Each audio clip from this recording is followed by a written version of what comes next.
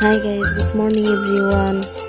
আশা কৰো সকলোৱে ভালে আছে। ৰাতিপুৱা গাঁৱলীয়া পৰিৱেশ আপোনালোকৰ লগত দেখুৱাই আছো।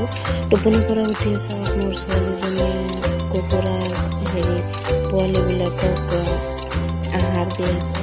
সিহঁতক ব্ৰেকফাষ্ট দি আছে। আমি দেউতাকৰ ঘৰত আহিছো। এইবিলাক মাকৰ কুকুৰা এইটো চাই কুকুৰাৰ কণী ভিজাইছো মোৰ ছোৱালীৰ কাৰণে ব্ৰেকফাষ্ট খাব বুলি। এতিয়া কণীখন কৰি আছো।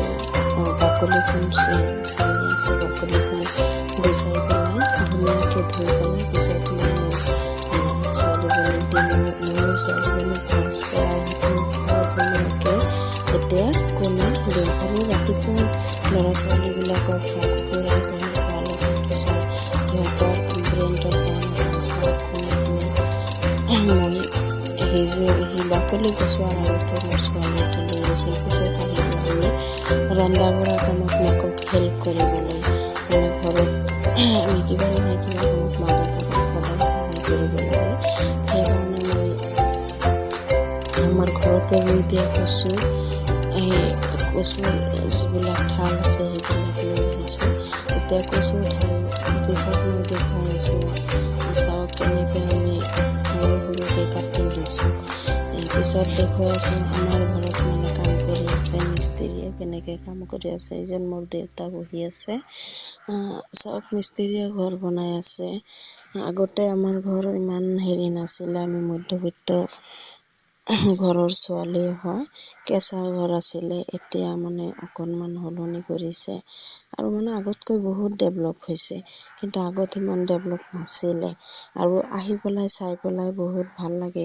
ছোৱালী যদি দুখীয়া ঘৰৰ হয়, হাজবেণ্ডৰ ঘৰত গ'লেও কিন্তু বহুত মানুহৰ বিভিন্ন ধৰণৰ কথা শুনিব লগা হয়। বহুত ধৰণৰ ব্লেকমেইলিং হ'ব লাগে। আৰু যদি ধনী ঘৰৰ ছোৱালী হয় তেনেহলে কিন্তু সেইজনী ছোৱালী কিবা নাথাকিলেও, কিবা যোগ্যতা নাথাকিলেও ছোৱালীজনী বহুত সন্মান পায় বেলেগৰ ওচৰত। এতিয়া আহি আমাৰ ঘৰৰ এনেকুৱা অৱস্থা। এইটো আমাৰ থকা ঘৰ হয়। আৰু যিখন ঘৰ এতিয়া বনাই আছে সেইটো হ'ল ৰন্ধনী ঘৰ। আমাৰ ঘৰৰ দৃশ্য আপোনালোকক আৰু এদিন বাৰু ভালকৈ দেখুৱাম। আমাৰ ঘৰৰ চাৰিওপিনে কি আছে। এতিয়া আচলতে ছোৱালী বিলাকৰ নিজৰ ঘৰ বুলিব একোৱে নাই। হাজবেণ্ডৰ ঘৰত গ'লেহে হাজবেণ্ডৰ ঘৰ, দেউতাকৰ ঘৰত যিমান দিন থাকে দেউতাকৰ ঘৰ, নিজৰ বুলিবলৈ একোৱে নাই। আৰু সুযোগ পালে কিন্তু কোনেও এৰি নিদিয়ে। এইটো আপোনালোকে ভালদৰে জানে। এতিয়া চব মোৰ ছোৱালীয়ে কিন্তু নিমখ খাই আছে। মই নিমখ আনিছিলো এই পাচলিবিলাক মিক্স কৰাৰ কাৰণে। এইবিলাক নিমখেৰে অলপ মিক্স কৰি দিলে পাচলিকেইটা অলপ সাল সলনি হৈ যায়। তেতিয়া তেলেৰে ভাজোতে বহুত ভাল লাগে।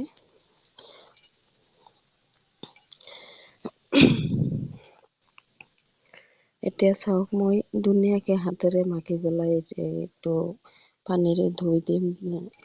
ধোৱাৰ পিছতে এই যিবিলাক জাবৰ জোথৰ ওলাইছে এইবিলাক আচলতে আমি চব্জি কাটাৰ পিছত চব্জি কাটি পেলাই এইবিলাক পেলাই দিব লাগে। এতিয়া আমাৰ গাঁৱলীয়া যিবিলাক ৰন্ধা বঢ়াৰ দৃশ্য আছে এইটো চাওক। আমি সৰু থাকোতে নিজেই উঠাই আনিছিলো, কিন্তু এতিয়া নিজে নাযাওঁ। মোৰ সৰু ভন্টীয়ে আমাৰ ঘৰৰ চাৰিওপিনে এইবিলাক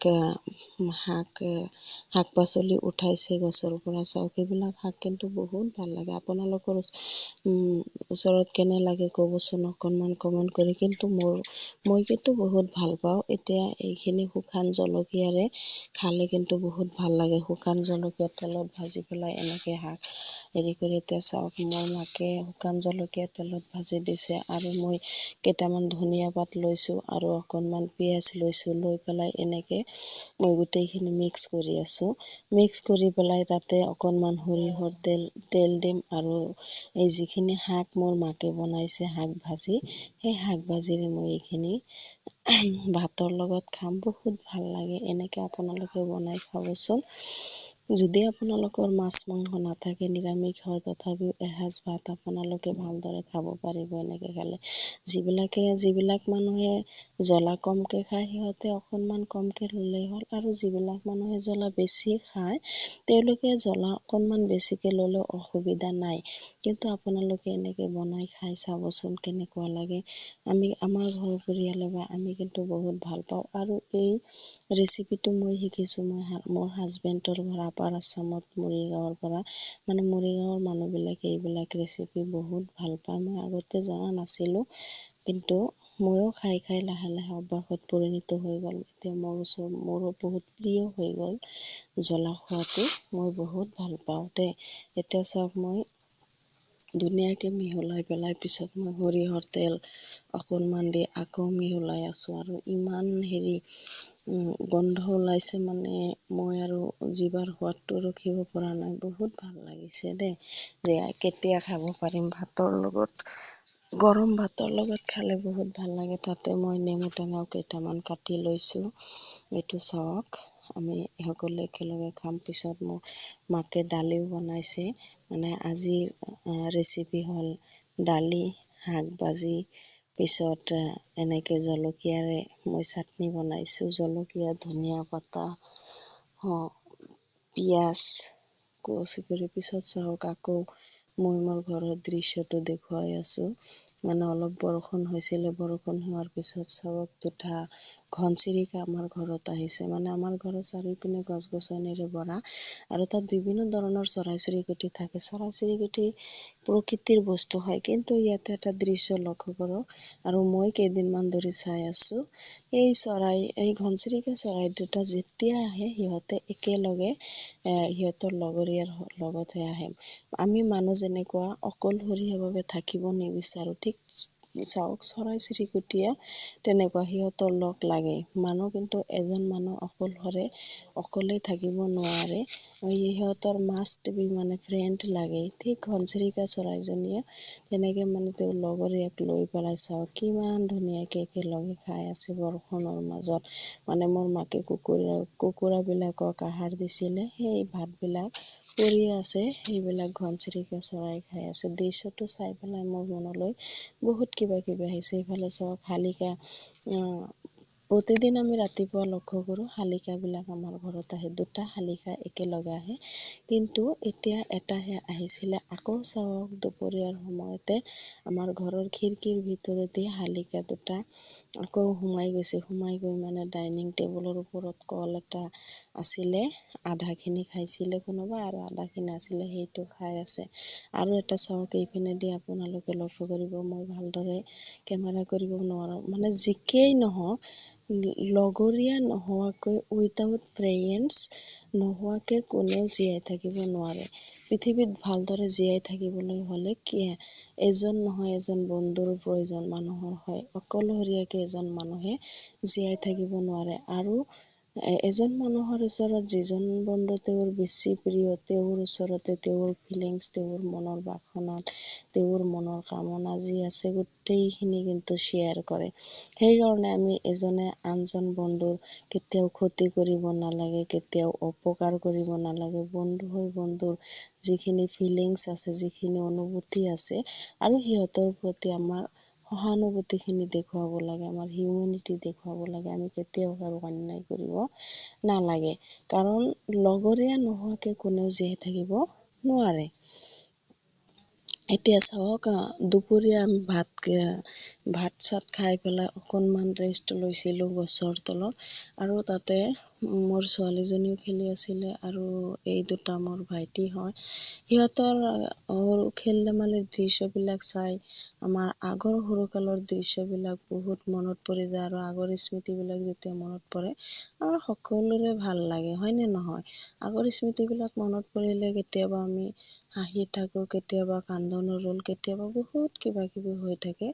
আৰু এইটো চাওক, মই এটা গাড়ী আনি দিছিলো মোৰ ভাইটিক। ভাইটিয়ে কি কৰি আছে, গাড়ীৰে খেলি আছে। 108 হয় গাড়ীখন।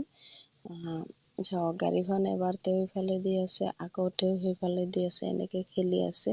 দৃশ্যটো চাই পেলাই মোৰ বহুত হেঁপাহ হৈছিলে, আৰু সেই আগৰ দিনৰ মোৰ সৰু কালৰ সেই স্মৃতিবোৰৰ কথা মনত পৰিছিলে, যেতিয়া আমি ঘৰত আছিলোঁ। আমি ডাঙৰ হ'লে কি হ'ম, কি চিন্তা, একো বুজি পোৱা নাছিলোঁ। আচলতে সৰুকালৰ দিনবোৰে আটাইতকৈ বেষ্ট দিন হয় মোৰ মতে। যাতত কোনো ধৰণৰ চিন্তা ভাৱনা একো নাথাকে। চাওক কেনেকে কিমান ফ্ৰেছ মাইণ্ডেৰে ল'ৰা ছোৱালীবিলাকে খেলি আছে। এনেকুৱা আমি কেতিয়াবা ভাবি থাকোঁ, এনেকুৱা দিনবোৰ যদি আকৌ ঘূৰি আহিলেহেঁতেন। ইফালে চাওক, মোৰ ছোৱালীজনীয়ে ছাগলীৰ পোৱালি এটা লৈ কেনে খেলি আছে। মানে মোৰ ছোৱালীজনীয়ে চৰাই চিৰিকটি, ছাগলীৰ পোৱালি, বিশেষকৈ সৰু ল'ৰা ছোৱালী এইবিলাকে বেছিকে ভাল পায়। ময়ো সৰু থাকোতে বহুত ভাল পাইছিলোঁ। মই ঘৰত থাকোতে ছাগলী বহুত কিবা কিবি পুহিছিলোঁ। মোৰ ছোৱালীজনীয়ে চাওক, ছাগলীৰ কাৰণে পানী অকণমান আৰু ধানৰ যিবিলাক হেৰি আছে, সেইবিলাক লৈ পেলাই ঘূৰি আছে আৰু ছাগলীক মাতি আছে, আহ বুলি। মানে ছাগলীয়ে খাব লাগে। মোৰ মাকক দেখা পাইছিলে যে, এতিয়া তাইও পিছে পিছে ঘূৰি আছে, ছাগলীয়ে খাব বুলি। ছাগলীয়েতো তাইক দেখি চাই পেলাই বহুত দূৰলৈ গুচি যায়। ইফালে চাওক, লাখুটি এটা লৈছে, খেলি আছে কাৰোবাক মোমায়েকক ভয় দেখুৱাই আছে। এনেকে তাই মানে গোটেই দিনটো খেল ধেমালিৰে পাৰ কৰি আছে। চাই পিনে মোক বহুত ভাল লাগিছে। আৰু মই এইবিলাক দৃশ্য চাই পেলাই সঁচাকৈয়ে মানে যিমান সৰু থাকোতে যিমানখিনি বয়সত আৰু অতীতৰ কথা মনত পৰি যায়, যিমানখিনি মনত মোৰ আছে স্মৃতি, সেইবিলাক মনত পৰি যায়। ইফালে অকণমান ডান্সো কৰি আছে, শৰ্ট ভিডিঅ' বিলাক, ৰিলচ বিলাক আজিকালি সৰু ল'ৰা ছোৱালীও চাই থাকে। আৰু মোৰ ছোৱালী এবাৰ চালেও কিবা নহয় কিবা এটা স্মৃতি মনত ৰাখিব পাৰে। আপোনালোকে মোৰ ছোৱালীৰ কাৰণে আশীৰ্বাদ কৰিব, দোৱা কৰিব, যাতে তাই ভৱিষ্যতত ডাঙৰ মানুহ হ'ব পাৰে। আৰু আমাৰ সমাজত প্ৰচলিত কিছুমান কথা, আমি যদি ভিডিঅ' মেক কৰোঁ, কিবা কিবি বনাওঁ, কিবা কিবি আমাৰ ওচৰ চুবুৰীয়া কিছুমানে কি কৰি থাকে, আমাক ঈৰ্ষা কৰি থাকে, কিবা কিবি আমাৰ কথা সমালোচনা কৰি থাকে। কিন্তু নহয়, কিছুমান মানুহৰ কিবা নহয় কিবা এটা প্ৰতিভা থাকে, কিবা এটা হেঁপাহ থাকে, কিবা এটা ইণ্টাৰেষ্ট থাকে। সেইটো লৈ কোনেও কাৰো সমালোচনা কৰিব নালাগে। পাৰিলে মানুহক চাপৰ্ট কৰি ভৱিষ্যতৰ পিনে আগুৱাই যাব লাগে। আৰু মই আপোনালোকক এটা কথা ৰিকুৱেষ্ট কৰিছোঁ দেই, বেলেগে কিবা সমালোচনা কৰিলে এইটো কথালৈ আপোনালোকে কাণ নিদিব। ভৱিষ্যতলৈ কেনেকে আগবাঢ়ি যাব পাৰে তালৈ আপোনালোকে গুৰুত্ব দিব।